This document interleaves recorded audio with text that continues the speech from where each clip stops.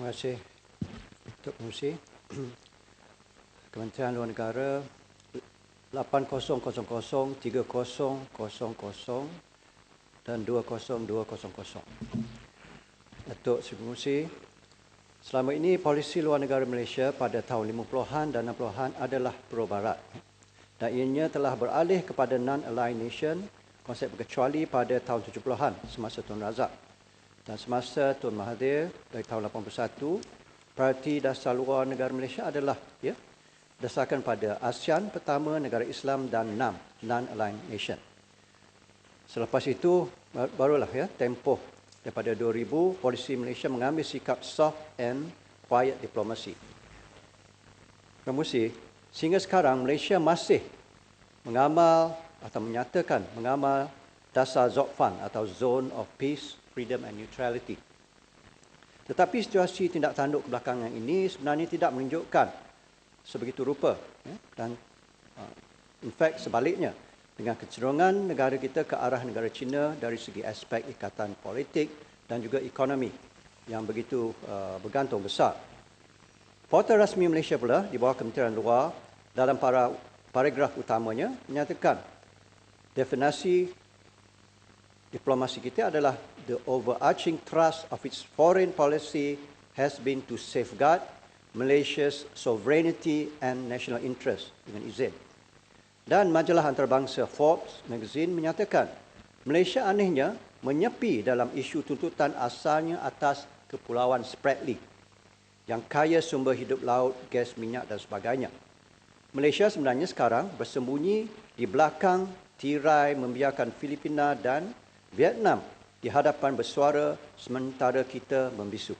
Saya ingin tanya di sini, Datuk Pengerusi, di manakah solidariti ASEAN di dalam kelompok kita ini, dalam isu ini dan juga pendirian Malaysia tentang isu Spratly kerana begitu berdiam diri. Walaupun negara China menempatkan bot ronda mereka di perairan Malaysia dekat Sabah, kita masih membisu dan tidak membuat satu bantahan yang sebagai sepatutnya. Ini adalah satu perkara yang membimbangkan dan menghairankan. Dan baru-baru ini pula, Tribunal Antarabangsa The Hague telah menolak tuntutan Lautan China Selatan dari negara China tidak disambut oleh kerajaan Malaysia dengan apa-apa kenyataan. Keputusan Tribunal Antarabangsa ini menolak secara sebulat suara dengan hujah yang jelas, tetapi Malaysia tidak membuat sebarang kenyataan atau menyambut landmark decision tersebut, Tuan Pengerusi. Dengan sikap ini, Tuan Pengerusi, bagaimanakah kerajaan mengharap untuk dengan izin safeguard sovereignty and national interest dengan sikap membisu dan tidak membuat apa-apa pendirian? Adakah polisi soft and quiet diplomasi tadi bertukar menjadi polisi silent and subservient diplomasi sekarang? Itulah persoalannya. Ini dalam aspek bidang ekonomi pula, penjualan aset utama seperti aset pengelolaan tenaga, keselamatan negara yang melibatkan keselamatan negara, Bandar Tun Razak, Iskandar, pelabuhan utama kita di Kuantan, Melaka dan Bagan Datoh kepada negara China, memberi monopoli hampir mutlak pada mereka. Ini menyebabkan kebergantungan yang besar. Saya nak beri contoh. Australia yang jauh lagi besar dan kaya dari Malaysia menghalang penjualan aset utama, terutamanya tenaga kepada negara-negara luar termasuk China. Dan begitu juga Singapura. Dan Singapura telah melalui pengalaman yang tidak begitu elok dengan kemasukan begitu banyak pelaburan daripada negara China dengan mendadak. Kita tidak membantah perniagaan dengan negara China. Tetapi apa yang kita persoalkan adalah the wisdom, izin kebergantungan yang terlalu tinggi yang dipersoalkan, terutamanya dalam isu keselamatan. Saya ingin beralih kepada senario Malaysia dengan negara-negara Islam di Timur Tengah. Pada masa Tunku Abdul Rahman, Malaysia dihormati serta dipandang tinggi semasa, terutamanya mengetuai OIC. Walaupun negara kecil yang baru, tetapi penghormatan yang tinggi diberi pada Malaysia. Hari ini walaupun Malaysia menghampiri status negara maju, Malaysia tenggelam dan suara kita tidak mempunyai tempat utama lagi di hati negara-negara Islam. suara Malaysia tidak lagi kedengaran. Pernyataan Malaysia baru-baru ini dalam latihan perang Northern Thunder dengan Sekutu Arab Saudi yang sebenarnya terdiri dari negara Arab dan Afrika sahaja telah menimbulkan banyak persoalan.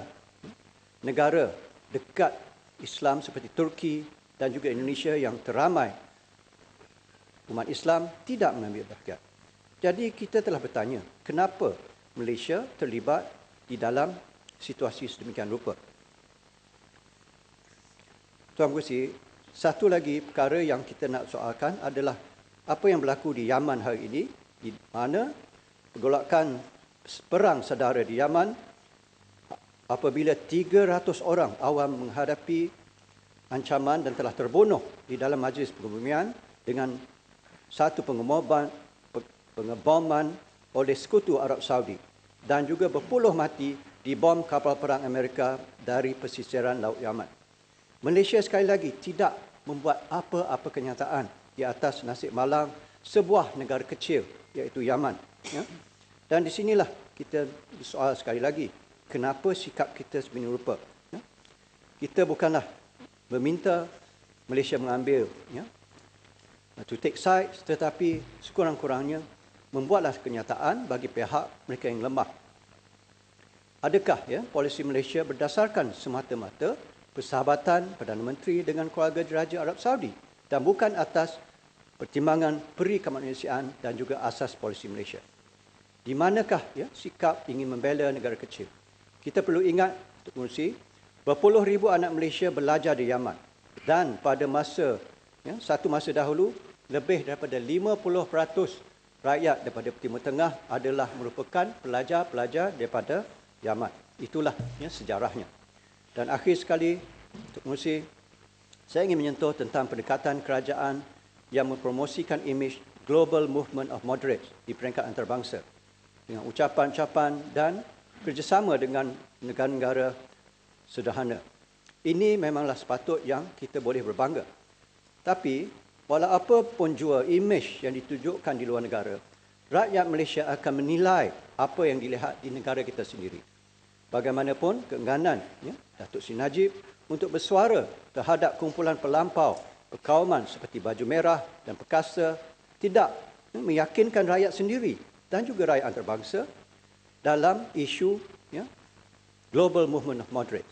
Kerana apa yang berlaku di negara kita tidak sama dengan apa yang kita laungkan di luar negara. Dan juga sikap kerajaan terhadap Parti Pembangkang Rakyat China seperti DAP yang memberikan gambaran seolah parti ini adalah ekstremis, sementara kerajaan memberi segala keistimewaan luar biasa kepada rakyat dan negara komunis China yang pernah menyokong komunis Malaysia amat dikesali. Ini adalah satu contradiction yang ramai kita di kalangan rakyat Malaysia tidak faham.